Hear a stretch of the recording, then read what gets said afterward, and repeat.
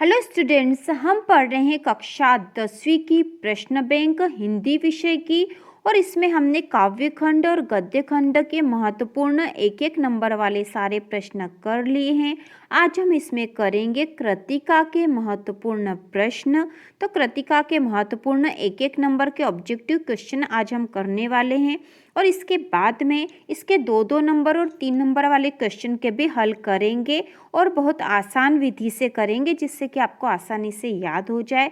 तो इसी प्रकार के और वीडियो देखने के लिए और कक्षा 10वीं की वार्षिक परीक्षा की तैयारी के लिए चैनल को सब्सक्राइब कीजिए। तो शुरू करते हैं।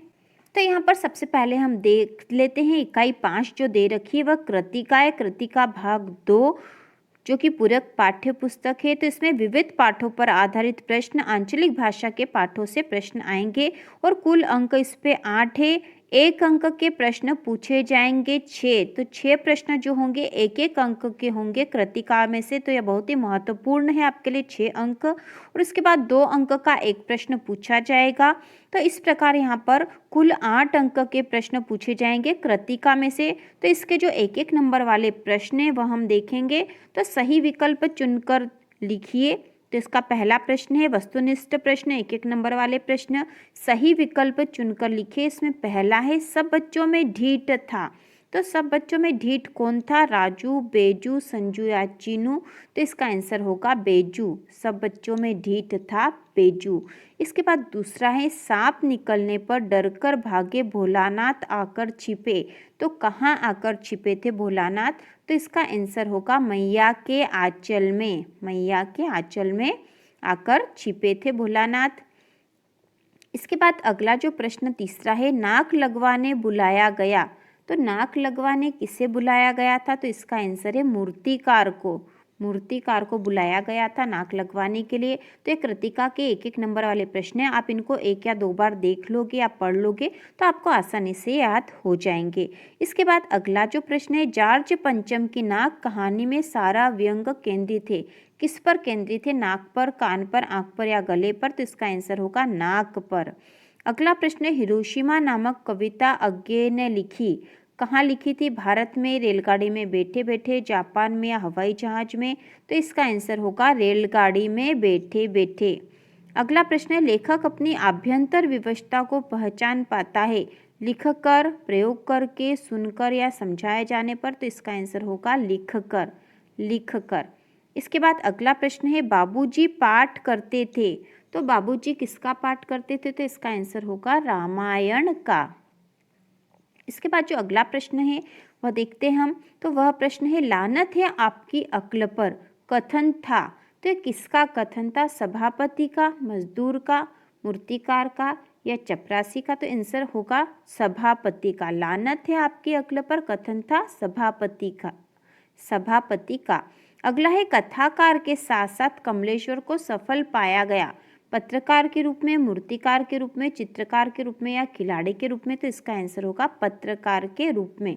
कथाकार के साथ साथ कमलेश्वर को सफल पाया गया पत्रकार के रूप में। इसके बाद अगला प्रश्न है रिक्त स्थान में सही शब्द चुनकर लिखिए। इसमें पहला है आम की फसल में कभी कभी खूब आती है आंधी या वर्षा? तो इसका आंसर होगा आंधी। दूसरा है कभी कभी हमसे कुश्ती भी लड़ते बाबूजी या पिताजी? तो इसका आंसर होगा बाबूजी। अब प्रश्न नंबर तीसरा है भोलानाथ और उनके साथी के बिल के पानी उलझने लगे। किसके बिल के पानी उलझने लगे? तो इसमें आएगा चूहों के बिल के। अगला है चौथा महारानी के सूट की कीमत भारतीय मुद्रा में थी 5,000 रुपये या 4,000 रुपये? तो इसका आंसर है 5,000 रुपये। 5,000 रुपये थे महारानी के सूट की कीमत। अगला प्रश्न नंबर 5वां है जॉर्ज पंचम की नाक एकाएक गायब हो गई, लाल या पत्थर?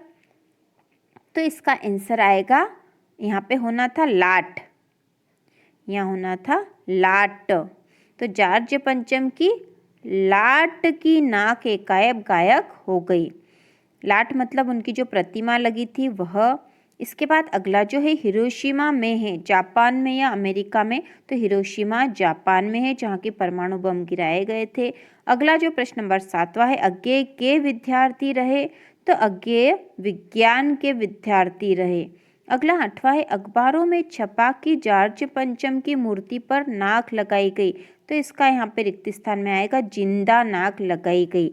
अगला है अज्ञेय का जन्म में हुआ उत्तर प्रदेश में या मध्य प्रदेश में। तो इसका आंसर आएगा उत्तर प्रदेश में। इसके बाद अगला है अज्ञेय की प्रारंभिक शिक्षा में हुई। तो अज्ञेय की प्रारंभिक शिक्षा जम्मू कश्मीर में हुई। तो इस प्रकार यहाँ पर रिक्त स्थान में सही आंसर आएंगे। इसके बाद हम देखते हैं सही जोड़ी बनाकर लिखिए, जो कि प्रश्न नंबर 3 है। तो इसमें खंड अ में दे रखा माता का आंचल, जॉर्ज पंचम की नाक, मैं क्यों लिखता हूँ, निबंध, कहानी, उपन्यास का अंश। और खंड ब में दे रखा है अज्ञेय, शिव पूजन सहाय, कमलेश्वर, माता का आंचल, मैं क्यों लिखता और जॉर्ज पंचम की नाक। तो अब इनकी सही जोड़ी बना लेते हैं हम। तो सबसे पहला जो है माता का आंचल, इसके लेखक है शिव पूजन सहाय। दूसरा है जॉर्ज पंचम की नाक। तो जॉर्ज पंचम की नाक के जो है लेखक है कमलेश्वर। इसके बाद तीसरा है मैं क्यों लिखता हूँ, इसके लेखक है अज्ञेय। इसके बाद चौथा है निबंध। तो निबंध है मैं क्यों लिखता हूँ। इसके बाद अगला जो है कहानी, कहानी है जॉर्ज पंचम की नाक। और उपन्यास का अंश है माता का आंचल। तो ये भी हमें याद होना चाहिए कि हमारे जो कृतिका में जो जो पाठ दे रखे हैं वो वास्तव में निबंध है, कहानी है या उपन्यास का अंश है और उनके लेखक कौन है, क्योंकि इस तरह के प्रश्न जोड़ी में आते ही हैं। और आप ये जोड़ी याद कर लोगे दोनों, तो आपको ये सभी ध्यान रहेगा कि कौन सा पाठ निबंध है और कौन सा कहानी और किस पाठ के कौन से लेखक है। इसके बाद अगली जो जोड़ी यहाँ दे रखी है उसमें दे रखा है शिवभोजन सहाय, देहाती दुनिया, कमलेश्वर का जन्म, सारिका, अज्ञेय और अज्ञेय का जन्म। तो हम इसकी जोड़ी बना देंगे। तो सबसे पहला जो दे रखा है शिव पूजन सहाय का जन्म, तो इसका जो आंसर आएगा, इसकी जो जोड़ी बनेगी सन 1893। इसके बाद दूसरा जो है देहाती दुनिया, तो शिव पूजन सहाय आएगा यहाँ पर, देहाती दुनिया इन्होंने लिखी है। तीसरा जो है कमलेश्वर का जन्म, तो कमलेश्वर का जन्म हुआ था सन 1932 आएगा यहाँ पे। इसके बाद जो चौथा है सारिका, तो सारिका कमलेश्वर सारिका का संपादन किया उन्होंने। इसके बाद जो है अज्ञेय, तो अज्ञेय का आएगा सच्चिदानंद हीरानंद वात्स्यायन। अज्ञेय का पूरा नाम है यह सच्चिदानंद हीरानंद वात्स्यायन। इसके बाद है अज्ञेय का जन्म, तो इसकी जोड़ी बनेगी सन 1911। इसके बाद हम देखते हैं सत्य असत्य लिखिए। इसमें पहला प्रश्न है तारकेश्वर नाथ ही भोलानाथ थे, तो यह सत्य है या असत्य है। तो यह सत्य है, क्योंकि तारकेश्वर नाथ ही भोलानाथ थे, भोलानाथ का ही वास्तविक नाम तारकेश्वर नाथ था। दूसरा है हमें मैया की गोद से निकलकर बाबूजी की गोद में शांति मिली, तो यह असत्य है, क्योंकि वास्तव में उन्हें मैया की गोद में शांति मिली थी। तीसरा है गणेश जी के चूहे की रक्षा के लिए शिव का नंदी निकल आया, तो यह असत्य है, क्योंकि वहाँ पे नंदी नहीं सांप निकल आया था। चौथा है सबकी नाकों का नाप लिया पर जॉर्ज पंचम की नाक सबसे छोटी है, तो यह असत्य है। इसके बाद अगला है जॉर्ज पंचम की खोई हुई नाक का नाप उसके मूर्तिकार के पास था, तो यह सत्य है। इसके बाद अगला है दिल्ली में सिर्फ जॉर्ज पंचम की आँख नहीं थी, तो यह असत्य, क्योंकि उनकी नाक नहीं थी। इसके बाद अगला जो प्रश्न है एक वाक्य में उत्तर लिखिए। इसमें पहला है हिंदी का पहला आंचलिक उपन्यास कौन सा माना जाता है। तो हिंदी का पहला आंचलिक उपन्यास है देहाती दुनिया। देहाती दुनिया हिंदी का पहला आंचलिक उपन्यास है और 1926 में प्रकाशित हुआ था यह, और यह हिंदी का पहला आंचलिक उपन्यास है। इसके बाद दूसरा है नाक किसका द्योतक है। नाक किसका द्योतक है, तो नाक जो है मान सम्मान का द्योतक है, मान सम्मान का द्योतक है। अगला बरखा बंद होते ही बाग में क्या क्या नजर आए। तो बरखा बंद होते ही बाग में बहुत से बिच्छू नजर आए, बहुत से बिच्छू नजर आए। बरखा बंद होते ही बाग में बहुत से बिच्छू नजर आए। ठीक है। इसके बाद अगला है चबूतरे का एक कोना क्या बनता था। तो चबूतरे का एक कोना नाटक घर बनता था, चबूतरे का एक कोना नाटक घर बनता था। इसके बाद अगला प्रश्न है किस पदार्थ के कारण हिरोशिमा के अस्पताल में आहत लोग वर्षों से कष्ट पा रहे हैं? किस पदार्थ के कारण पा रहे हैं? तो इसमें आएगा आंसर रेडियम के कारण।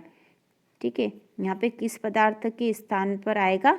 रेडियम के कारण हिरोशिमा के अस्पताल में आहत लोग वर्षों से कष्ट पा रहे हैं, क्योंकि रेडियम एक रेडियो एक्टिव तत्व है।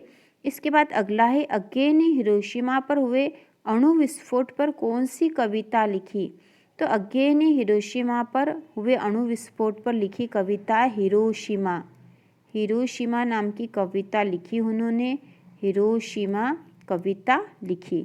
ठीक है, तो इस प्रकार ये हमने एक वाक्य के उत्तर वाले क्वेश्चन भी कर लिए हैं। तो ये कृतिका के हमने ऑब्जेक्टिव क्वेश्चन एक नंबर वाले प्रश्न करे हैं। इसके बाद जो 30 शब्दों के उत्तर वाले, मतलब 2 अंक का एक प्रश्न भी आएगा इसमें से, तो हम करेंगे बाद में अगले वीडियो में, क्योंकि इनके उत्तर हम लिख कर करेंगे।